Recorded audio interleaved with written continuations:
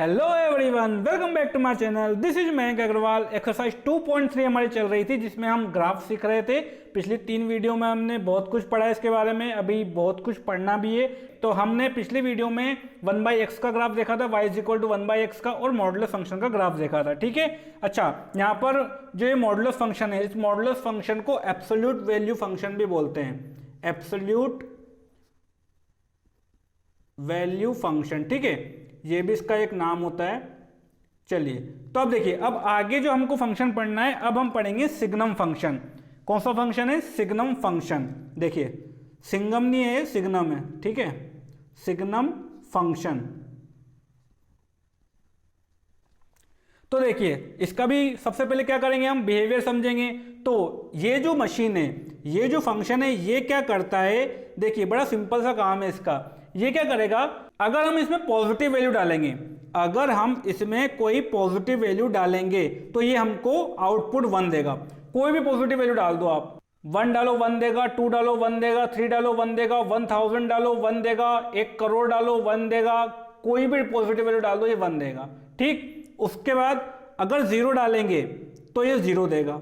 0 डालने पे ये 0 देगा। 0 सिर्फ एक ही वैल्यू पर देगा। ठीक है, उसके बाद अगर हम इसमें कोई नेगेटिव वैल्यू डालेंगे 0 से छोटी, तो ये -1 देगा। तो ये क्या देगा? -1। अगर -1 डाला तो -1 आएगा, -2 डाला तो भी -1 आएगा, -1000 डाला तो भी -1 आएगा, -1 करोड़ डाला तो भी -1 आएगा, -100 करोड़ डाला तो भी -1 आएगा। ठीक है, तो ये हमको सिर्फ 3 वैल्यूज देता है। ये हमको सिर्फ 3 वैल्यूज देता है। क्या क्या देता है? 1, 0 और -1। अगर पॉजिटिव नंबर डाला तो 1 आएगा, 0 डाला तो 0 आएगा, और नेगेटिव नंबर डाला तो -1 आएगा। ठीक है, तो अब यहां से हमको साफ साफ दिख रहा है। सबसे पहले तो देखिए, इसको जो डिनोट करते हैं हम किस तरीके से करते हैं, y is equal to fx is equal to signum x, इस तरीके से करते हैं। ठीक है, तो यहां से देखकर हमको ये पता चल गया कि इसकी रेंज क्या है। देखिए, रेंज में कौन से एलिमेंट आ रहे हैं? सिर्फ ये 3 एलिमेंट आ रहे हैं, 1, 0 और -1। 1, 0 और -1, ये इसकी रेंज में आ रहे हैं। और इसकी डोमेन क्या है? इसकी डोमेन है R। एवरी रियल नंबर को ये एक्सेप्ट करता है। क्लियर? और जो सारे नंबर है वो या तो पॉजिटिव है, या तो 0 है, या फिर नेगेटिव है। ठीक है, तो इसकी जो डोमेन है, डोमेन क्या होगी इसकी डोमेन होगी R। और जो इसकी रेंज होगी, इसकी रेंज एक सेट होगा जिसमें ओनली 3 एलिमेंट है, -1, 0 और 1। क्लियर?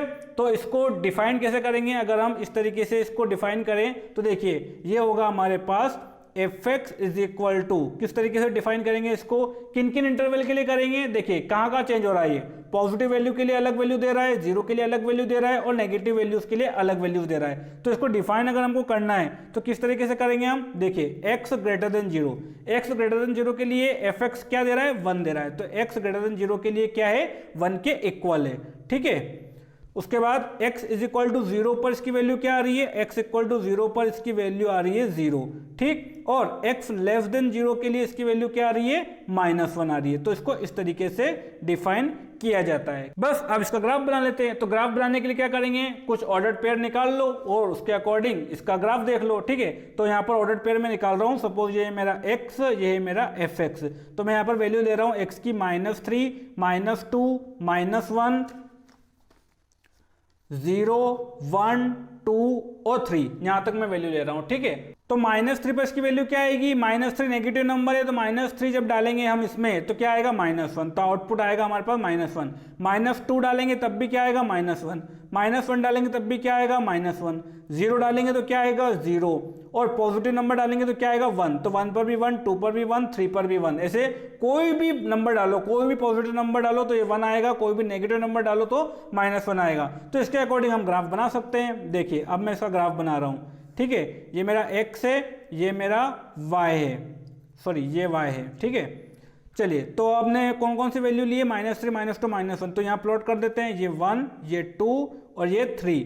ठीक, और यहाँ पर ये -1, ये -2 और ये -3। ठीक, आउटपुट हमारे पास या तो 0 आ रहा है, या फिर -1 आ रहा है, या फिर 1 आ रहा है। तो देखिए ग्राफ कैसा बनेगा इसका। देखिएगा, 0 पर वैल्यू क्या है? 0। तो 0 पर तो वैल्यू ये रही 0। ठीक, 1 पर वैल्यू क्या है? 1। 2 पर वैल्यू क्या है? 2। सॉरी, 2 पर भी वैल्यू क्या है? 1। और 3 पर भी वैल्यू क्या है? 1। उसके बाद -1 पर वैल्यू क्या है, -1, -2 पर भी वैल्यू क्या है, -1, और -3 पर भी वैल्यू क्या है, -1। क्लियर। तब आप सोच रहे होंगे कि ये ग्राफ कुछ इस तरीके से बनेगा, यूं नहीं, ऐसे नहीं बनेगा, ठीक है। क्यों? क्योंकि देखिए भाई 0 से 1 के बीच की हमने वैल्यू यहाँ पर ली नहीं है, लेकिन वो भी तो डोमेन में है, तो यहाँ से 0 के बाद पॉजिटिव नंबर स्टार्ट हो जाते हैं, तो 0 के बाद वाले जैसे नंबर डालेंगे वो वैल्यू क्या देगा हमको, 1 देगा।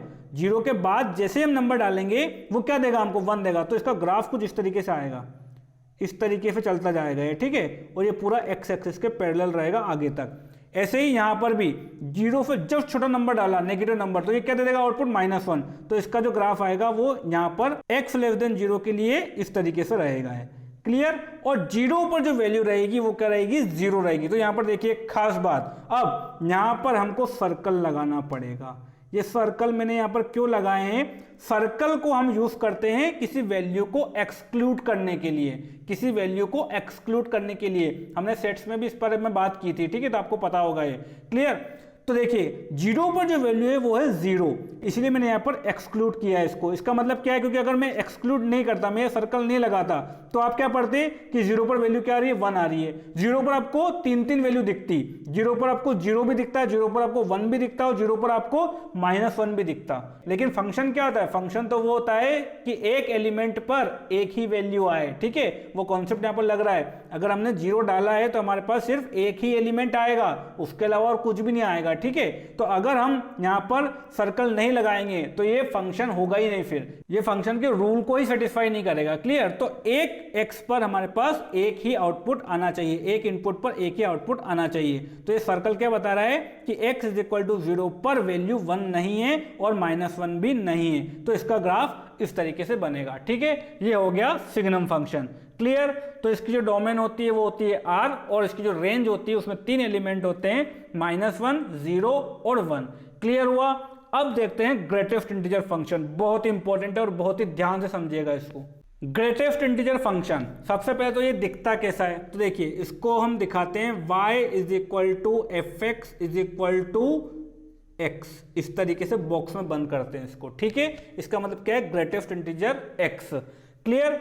अब इसका बिहेवियर देखते हैं, भाई ये मशीन कैसे काम करती है। तो देखिए ध्यान से समझिएगा बिल्कुल, ठीक है। मैं थोड़ा बड़ा बॉक्स बना रहा हूँ यहाँ पर, क्योंकि मुझे बहुत सारे एग्जांपल लेने पड़ेंगे।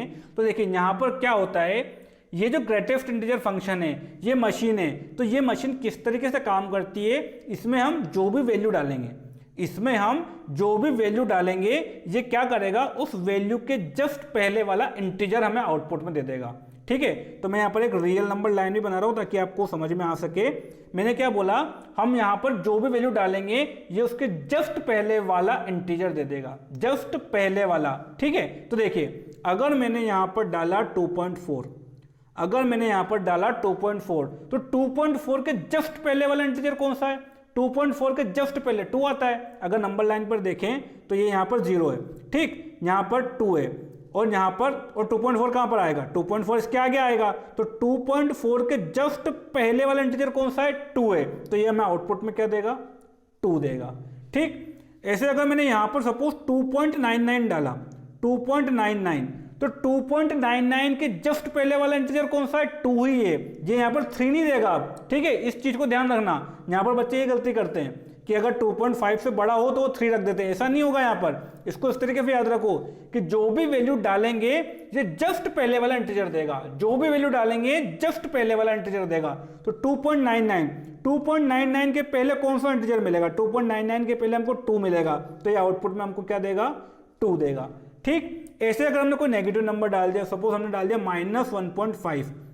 -1.5, अब वीडियो को पॉज कीजिए और सोचिए क्या आउटपुट आएगा, ठीक है। मैं कंटिन्यू कर रहा हूं।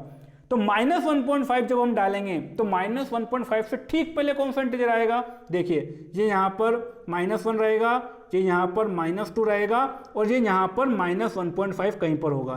तो -1.5 के ठीक पहले वाला, -1.5 के ठीक पहले वाला, यानी कि लेफ्ट साइड में कौन सा इंटीजर आएगा, -2।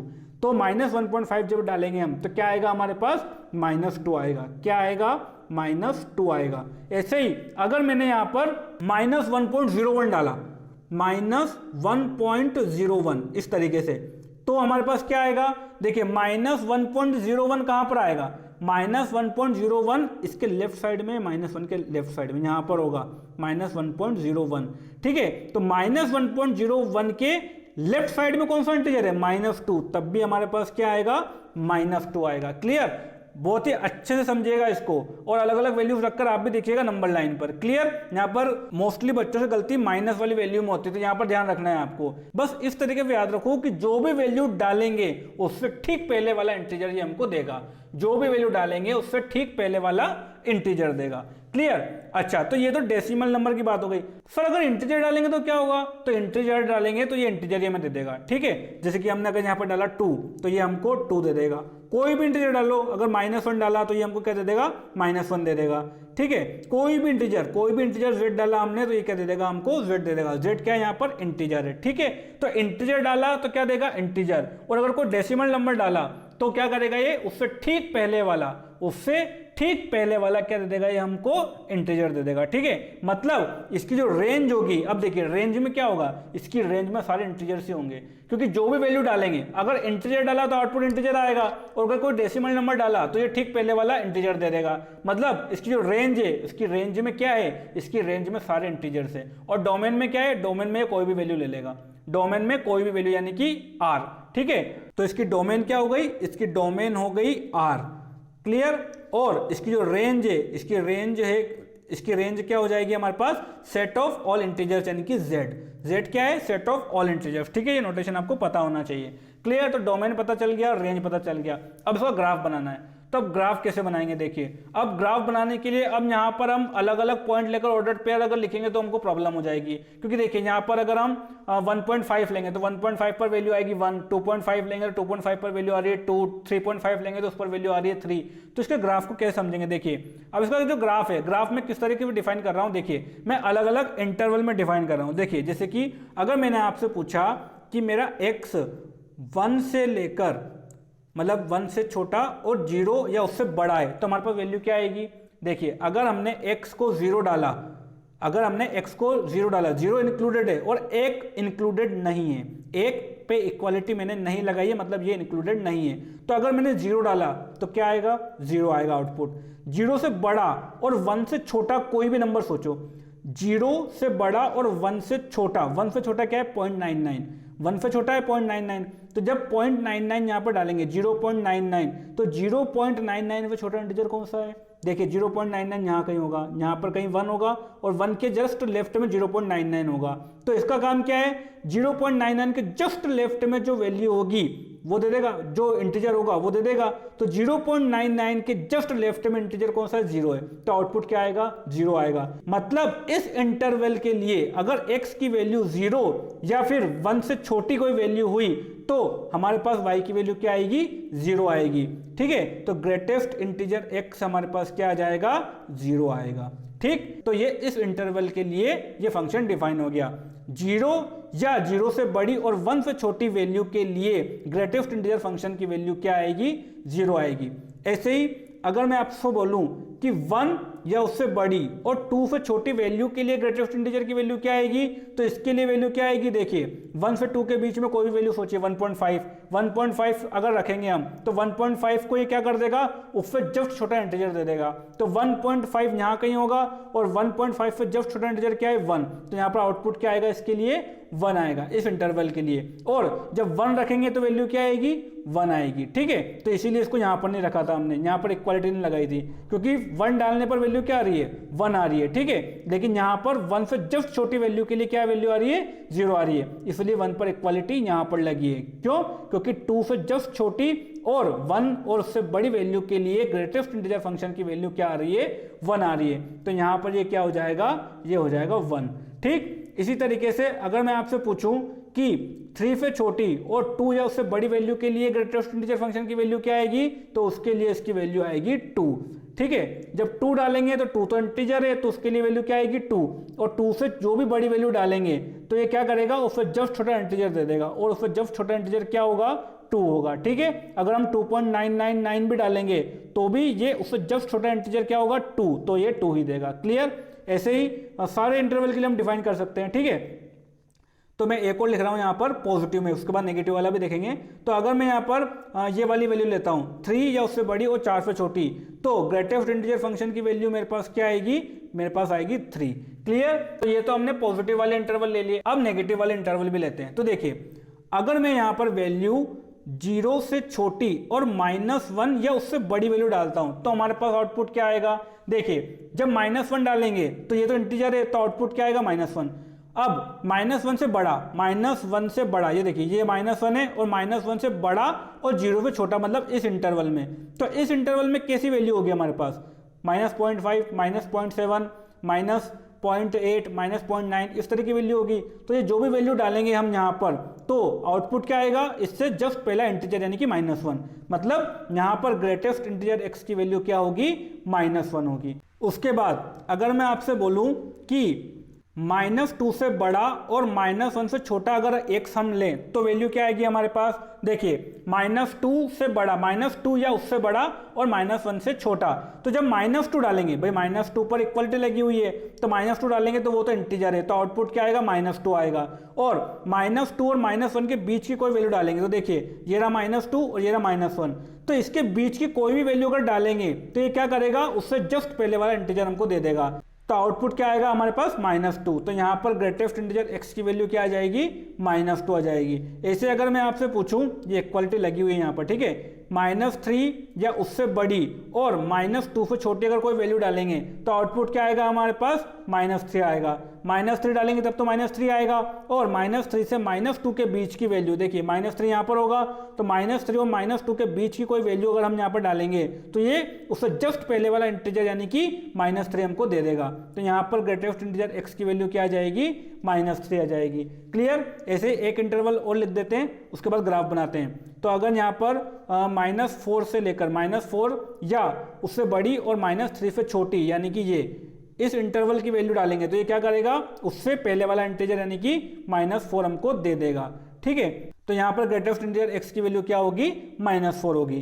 क्लियर हुआ। तो ये हमने यहाँ पर कुछ इंटरवल्स लिख लिए। ठीक है, इतने नहीं है, ऐसे इनफाइनाइट इंटरवल्स है, तो सारे तो हम लिख नहीं सकते, बट इतने से अब हमको यहाँ पर ग्राफ का शेप पता चल जाएगा कि ये ग्राफ किस तरीके से बनने वाला है। ठीक है, और उसके बाद जिस तरीके से ग्राफ बनेगा उस ग्राफ के अकॉर्डिंग इस फंक्शन का एक और नाम है वो भी यहाँ पर लिखेंगे हम। ठीक है, तो पहले हम देखते हैं इसका ग्राफ कैसे बन रहा है। ठीक है, तो अब यहाँ पर हम एक्स और वाई एक्सिस बनाते हैं।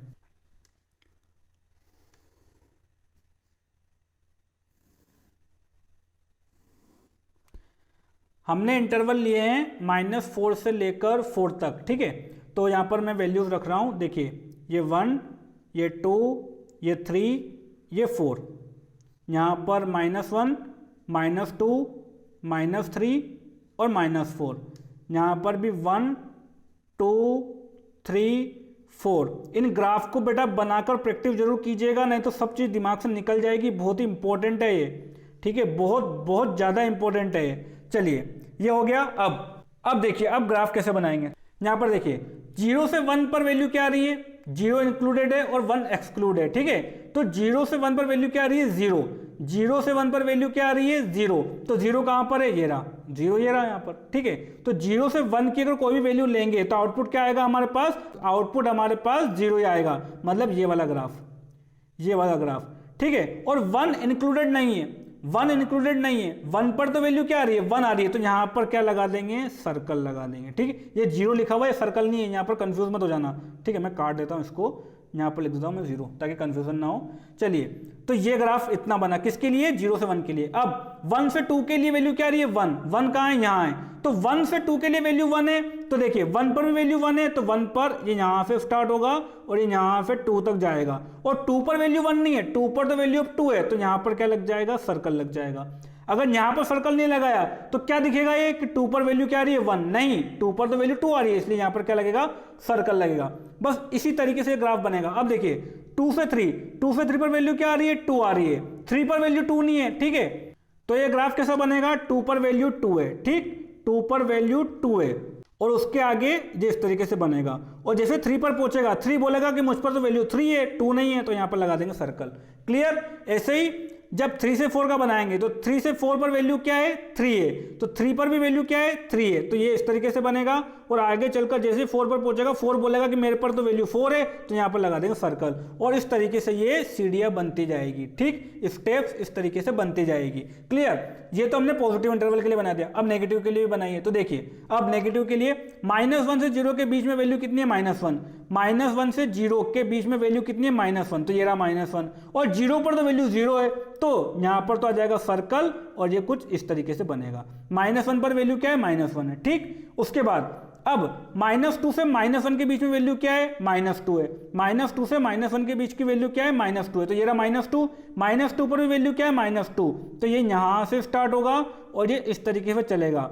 और जैसे ये -1 के यहाँ आया, -1 बोलेगा कि मुझ पर तो वैल्यू -1 है, तो आप यहाँ पर सर्कल लगा दो, तो ये यहाँ पर सर्कल लगा दिया। ठीक, ऐसे ही जब -3 से -2 की बात करेंगे तो वैल्यू क्या आएगी -3, तो ये रहा -3, और -3 से -2, तो -3 पर वैल्यू कितनी है -3 है। ठीक, -3 है, और ये चलता जाएगा इस तरीके से, जैसे -2 के नीचे पहुंचेगा ये बोलेगा कि मुझ पर तो वैल्यू -2 है, तो यहाँ पर आप सर्कल लगा दो, तो ये यहाँ पर हमने सर्कल लगा दिया। ठीक, उसके बाद अब -4 से -3 के बीच में, तो यहाँ पर वैसे बन जाएगा, -4 पर वैल्यू कितनी है -4, और ये इस तरीके से चलता जाएगा, और -3 बोलेगा कि मुझ पर वैल्यू -3 है, तो यहाँ पर सर्कल लगा दो, तो ये ग्राफ इस तरीके से चलता जाएगा। क्लियर, तो देखिए ये जो ग्राफ है ये आ रहा है स्टेप्स के फॉर्म में।